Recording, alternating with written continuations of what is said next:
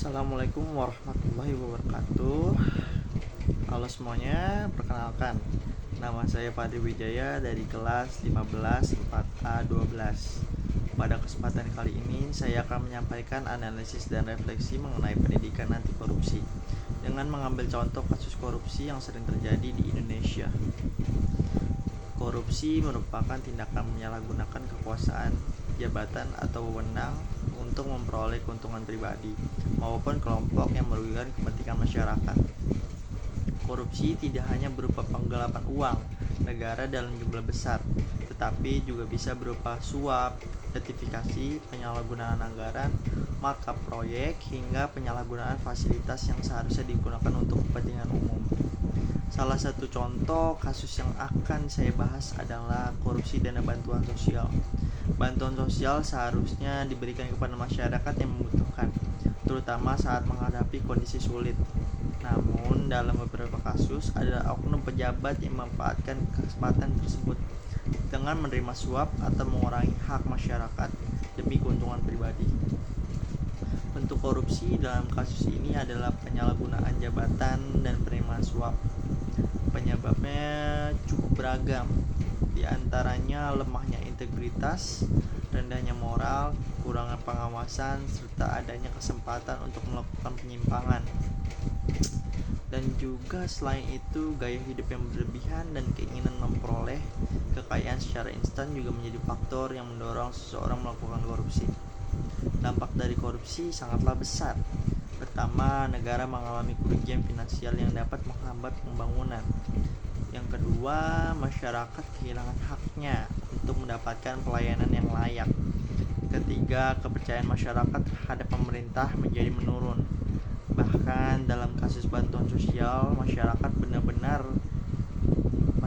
yang benar-benar membutuhkan justru menjadi korban karena bantuan yang seharusnya mereka terima tidak diberikan secara utuh. Menurut saya itu korupsi bukan hanya persoalan hukum, tapi juga persoalan moral dan karakter. Hukuman yang berat memang penting, tetapi ada yang lebih penting adalah membangun kesadaran bahwa korupsi merupakan tindakan yang merugikan orang banyak. Karena itu, pendidikan anti korupsi ditanamkan sejak dini agar setiap individu memiliki integritas, kejujuran, dan rasa tanggung jawab. Sebagai mahasiswa, saya menyadari bahwa upaya melawan korupsi dimulai dari hal-hal kecil. Misalnya itu seperti tidak mencontek saat ujian, tidak memasukkan data atau tanda tangan, tidak melakukan plagiarisme dalam mengerjakan tugas, serta selalu bersikap jujur dalam setiap aktivitas akademik.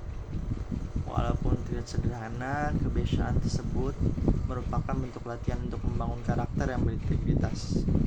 Saya juga percaya bahwa budaya jujur harus dibangun di lingkungan kampus.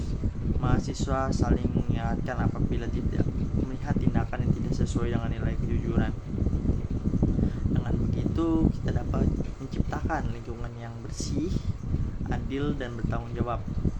Selain itu, solusi untuk mencegah korupsi adalah memperkuat pendidikan karakter, meningkatkan transparansi dalam pengelolaan keuangan, memperketat sistem pengawasan, serta memberikan sanksi yang tegas kepada pelaku korupsi. Di sisi lain, masyarakat juga harus berani melaporkan apabila pengetahuan adanya dugaan tindak korupsi, sehingga budaya anti korupsi dapat berkembang di semua lapisan masyarakat. Sebagai generasi muda, kita memiliki peran penting dalam membangun masa depan Indonesia yang lebih bersih dari korupsi. Perubahan besar selalu dimulai dari kebiasaan kecil.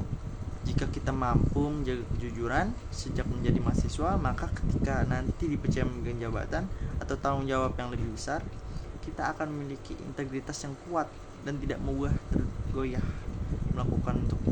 untuk melakukan korupsi.